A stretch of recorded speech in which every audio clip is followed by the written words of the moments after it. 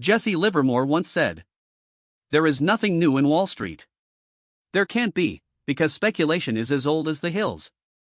But here's what Jesse never saw coming: a number. A threshold. A psychological tripwire buried inside the chart that most people scroll right past. $20,000. Not because it's magic. Not because some algorithm decided it. But because of what human beings do when a number like that gets crossed. And right now, on the other side of $20,000, the rules of the game have quietly, completely changed. If you don't know what those rules are yet, you're playing poker without knowing what beats a flush. Let's fix that. Let's go back. 1996. Alan Greenspan is standing at a podium and he says two words that echo for the next 30 years. Irrational exuberance. He was talking about stocks. But the crowd? They did not care. They kept buying. The Nasdaq went from 1,000 to 5,000 in 4 years. Then it lost 78% of its value. Not because the technology was fake. The internet was very real. But because price had completely disconnected from reality. Sound familiar? Here's the thing about $20,000 specifically. In December 2017, Bitcoin first touched $20,000. The entire world lost its mind. Your Uber driver had a Coinbase account. Your aunt was asking about crypto at Christmas dinner. Then, silence. An 84% crash. 3 years of pain. But something happened in that darkness that almost nobody talks about. The weak hands left. The developers stayed. The infrastructure got built. The institutions started circling. This is exactly what happened after the dot-com crash. Amazon lost 94% of its value in 2001. 94%. And then became the most dominant retail and cloud company on planet Earth. $20,000 isn't just a price level. It's the scar tissue on this asset class. Every single person who bought between 2017 and 2022 and held, they crossed through that number in loss. That changes how they think. That changes how they sell. That changes the entire supply dynamic. Okay. Here's where we pull back the curtain. Because the casual observer sees Bitcoin go up and says bubble.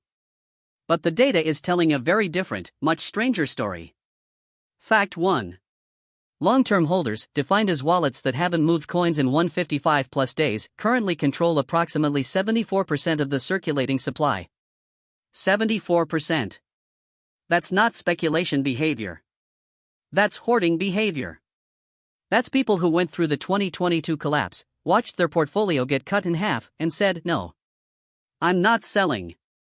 Fact 2. The US spot Bitcoin ETFs, which didn't even exist before January 2024, have accumulated over $50 billion in net inflows within their first year. BlackRock's IBIT alone became one of the fastest ETFs in history to hit $10 billion AUM. For context, it took gold ETFs 2 years to hit that number. Bitcoin did it in weeks. Fact 3. This is the one that should make you sit up. The April 2024 halving cut the daily supply of new Bitcoin from approximately 900 coins per day down to 450 coins per day. Meanwhile, ETF demand at peak was absorbing thousands of coins per day. Basic econ. Supply goes down. Demand goes up. Something has to give. Now here's the twist. And this is the part most YouTube channels won't tell you because it doesn't fit the hype narrative. $20,000 is also where institutional risk models start to change. Below $20,000, many institutional mandates literally forbid allocation. The asset is classified too volatile, too speculative, too reputationally risky. Above $20,000, and especially after sustained price discovery, the classification shifts. It moves from speculative asset toward alternative store of value. That's not just S. So what does this actually mean for you, watching this right now? Let's be honest about the moment we're in. Bitcoin has crossed and held above $20,000. It crossed $50,000. It crossed $100,000. And every single time it crossed a major threshold, the psychology of every participant in the market changed. The people who bought at $68,000 in 2021 and held through the crash to $16,000? They are now in profit. That matters. Because relief selling is real. Distribution is real. At the same time, the new buyers who entered through ETFs? They didn't go through the 2022 trauma. Their cost basis is different. Their patience is untested. And here's where the Magnificent Seven parallel kicks in. Right now in equity markets, 7 companies, Apple, Microsoft, Nvidia, Amazon, Alphabet, Meta, Tesla, account for roughly 31% of the entire S&P 500 by market cap. This is concentration risk at historic levels. This is the Nifty 50 of the 1970s, where institutional money crowded into 50 can't lose stocks. Until they lost. What does that have to do with Bitcoin? Everything. Because when the equity story gets complicated, when Nvidia can't keep growing at 200% annually, money starts asking questions. It starts looking for alternative narratives. Bitcoin, with its fixed supply of 21 million coins, a number that will never, ever change, becomes a very interesting answer to a question that nervous equity investors are starting to ask. Where else can I go? Here's what I want you to walk away with. $20,000 wasn't a ceiling. It wasn't a floor. It was a filter. It filtered out the noise. The tourists. The people who were here for a quick flip in 2017 or a meme in 2021. What's left? The infrastructure, the ETFs, the institutional frameworks, the long-term holders sitting on 74% of supply. That's a different animal than what we've seen before. But, and this is the part one needs you to really hear. Different does not mean guaranteed.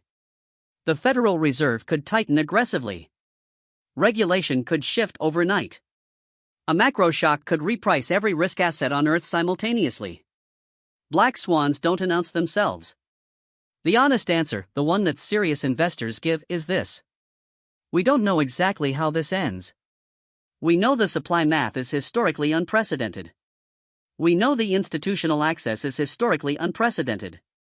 We know the global macro environment, with $35 trillion in U.S. debt, with central banks buying gold at the fastest pace in 50 years, with 1,037 tons of gold purchased by central banks in 2023 alone, is creating an environment where hard, scarce assets have a structural tailwind.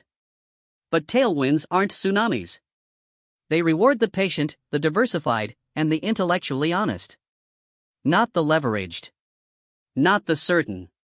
Not the person who watched one video and went all in. So here's your assignment. Not financial advice, homework. Ask yourself 3 questions before you make any move in this market. 1. What is my actual time horizon? 2. How much of this can I afford to lose completely and still be okay?